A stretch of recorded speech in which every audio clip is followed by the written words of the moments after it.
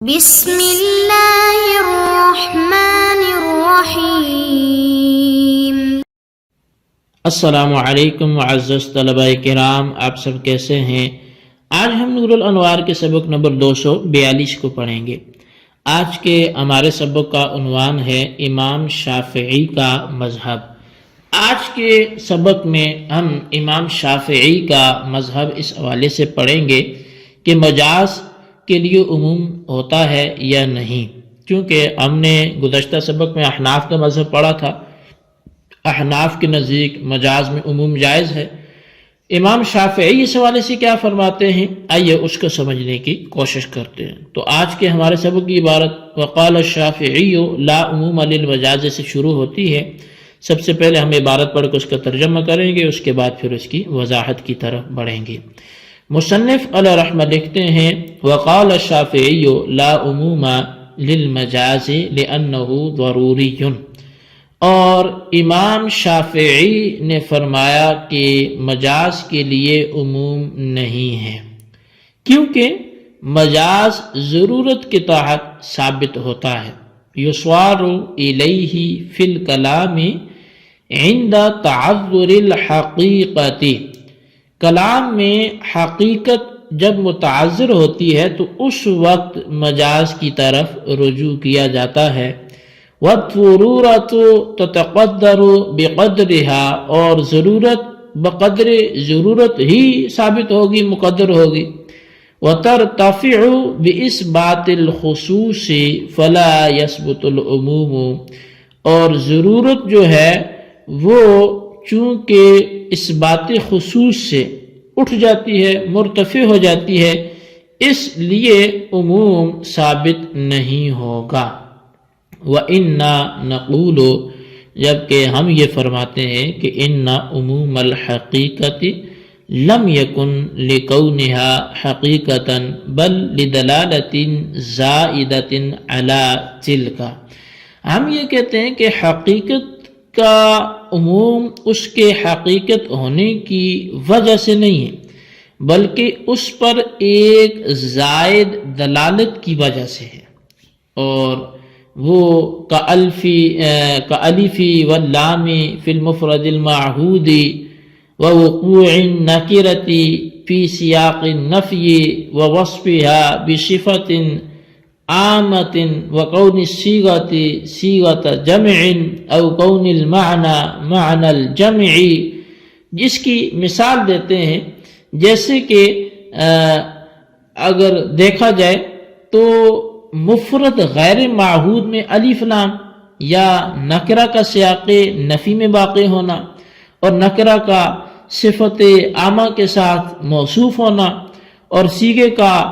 جمع کا صیغہ ہونا یا معنی کا معنی جمع ہونا، پس جب تو ان فَإِذَا وَجَدْتَ هَذِهِ الدَّلَالَاتِ فِي الْمَجَازِ يَكُونُ أَيْضًا عَامًا إِذْ لَيْسَ كَوْنُ الْحَقِيقَةِ شَرْطًا لِلْعُمُومِ أَوْ كَوْنُ الْمَجَازِ مَانِعًا عَنْهُ۔ فرمایا کہ پس جب تو ان دلالتوں کو مجاز میں پائے گا تو مجاز میں بھی عام ہو جائے گا، اس لیے کہ حقیقت کا ہونا عموم کے لیے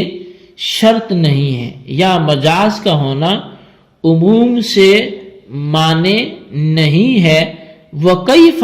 يُقَالُ إِنَّهُ ضَرُورِيٌّ وَقَدْ كَثُرَ ذَلِكَ فِي كِتَابِ اللَّهِ تَعَالَى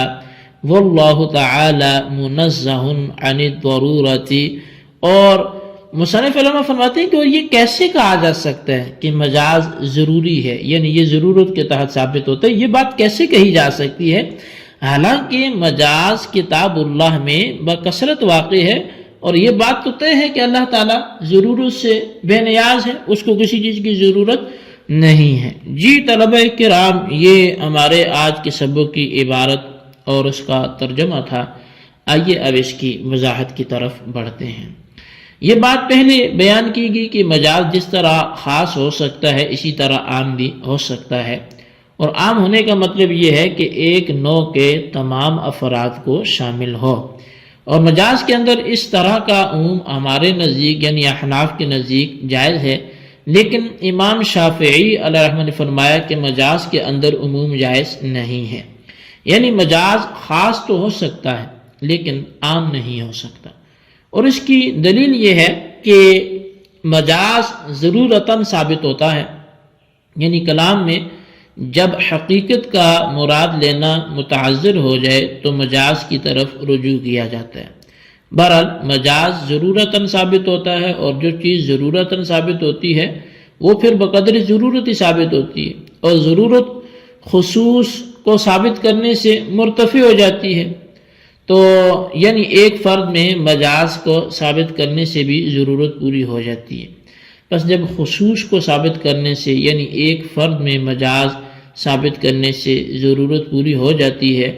تو مجاز میں عموم ثابت نہیں ہوگا، اور مجاز تمام افراد کو عام نہیں ہوگا۔ ہماری طرف سے اس کا جو جواب ہے وہ یہ دیا جاتا ہے کہ جو پہلے کہا گیا ہے کہ حقیقت خاص بھی ہوتی ہے اور عام بھی ہوتی ہے، تو حقیقت کے عام ہونے کا مطلب یہ نہیں ہے کہ حقیقت ہونے کی وجہ سے عام ہوتی ہے، اور عام ہونے میں حقیقت کو خود کوئی دخل ہے، اس لیے کہ اگر ایسا ہوتا تو ہر حقیقت عام ہوتی، حالانکہ ہر حقیقت عام نہیں ہوتی بلکہ بسا اوقات حقیقت خاص بھی ہوتی ہے۔ تو بہرحال حقیقت کا عام ہونا اس لیے نہیں ہے کہ وہ حقیقت ہے، بلکہ عموم پر ایک زائد چیز دلالت کرتی ہے، اور اس زائد چیز کے دلالت کرنے کی وجہ سے حقیقت میں عموم پیدا ہوتا ہے۔ مثال کے طور پہ لفظ حقیقی اگر مفرد غیر معہود یعنی غیر معین ہو اور اس پر الف لام جنسی یا استغراق کی داخل ہو تو اس لفظ حقیقی میں الف لام کی وجہ سے عموم پیدا ہوتا ہے۔ اسی طرح اگر لفظ حقیقی نکرہ ہو اور نفی کے تحت واقع ہو تو اس لفظ حقیقی میں نفی کی وجہ سے عموم پیدا ہوتا ہے۔ اسی طرح اگر لفظ حقیقی نکرہ ہو اور وہ نکرہ صفت عامہ کے ساتھ موصوف ہو تو اس لفظ حقیقی میں صفت عامہ کی وجہ سے عموم پیدا ہوتا ہے۔ اسی طرح لفظ حقیقی اگر جمع کا صیغہ ہو تو اس میں صیغہ جمع کی وجہ سے عموم پیدا ہوتا ہے، یا لفظ حقیقی میں جمع کے معنی ہو، مثال کے طور پر لفظ قوم اور رہتن، تو اس لفظ حقیقی میں معنی جمع کی وجہ سے عموم پیدا ہوتا ہے۔ تو بہرحال یہ بات ثابت ہوگی کہ حقیقت ہونے کی وجہ سے عام نہیں ہوتی بلکہ مذکورہ دلالتوں کی وجہ سے عام ہوتی ہے۔ پس اگر یہ دلالتیں مجاز کے اندر موجود ہوں تو مجاز بھی عام ہو جائے گا، یعنی لفظ مجازی میں مذکورہ دلالتوں میں سے کوئی دلالت پائی گئی تو اس لفظ مجازی میں بھی عموم پیدا ہو جائے گا، کیونکہ نہ تو حقیقت عموم کے لیے شرط ہے اور نہ مجاز عموم سے مانے ہے، یعنی نہ تو عموم کے لیے لفظ کا حقیقی ہونا شرط ہے اور نہ یہ بات ہے کہ لفظ کا مجازی ہونا عموم سے مانے ہے، بلکہ مذکورہ دلالتیں جہاں جہاں پائی جائیں گی وہیں عموم پیدا ہو جائے گا، خواہ وہ لفظ حقیقی ہو یا پھر مجازی ہو۔ آخر میں مصنف رحمہ فرماتے ہیں کہ کیف یقال انہ ضروری، یہ بات کہی کیسے جا سکتی ہے کہ مجاز ضرورت کے تحت ہوتا ہے، کیونکہ ماتن نے امام شافعی کی دلیل کا جواب دیتے ہوئے فرمایا کہ مجاز کا ثبوت ضرورتاً کیسے ہو سکتا ہے، حالانکہ کتاب اللہ میں قرآن کریم میں بکثرت مجاز موجود ہے اور اللہ تعالیٰ ضرورت سے تو مبرہ منزہ ہے، اس لیے کہ ضرورت عجز اور نقصان کا نام ہے اور اللہ تعالیٰ تو عجز اور نقصان سے بالکل پاک ہے۔ تو حاصل یہ کہ کتاب اللہ میں مجاز کا بکثرت موجود ہونا اس بات کی دلیل ہے کہ مجاز ضرورتاً ثابت نہیں ہے، اور جب مجاز ضرورتاً ثابت نہیں ہے تو امام شافعی کا ضرورت کو لے کر استدلال کرنا بھی درست نہیں ہوگا۔ کتاب اللہ میں مجاز کی مثال اللہ تبارک و تعالیٰ کے مختلف اقوال جا بجا اللہ تبارک و تعالیٰ نے ارشاد فرمائے ہیں، وہاں سے بھی اس کو دیکھا جا سکتا ہے۔ تو بہرحال جب یہ بات ہے کہ قرآن مجید میں اللہ تبارک و تعالی نے متعدد مقامات پر متعدد صورتوں میں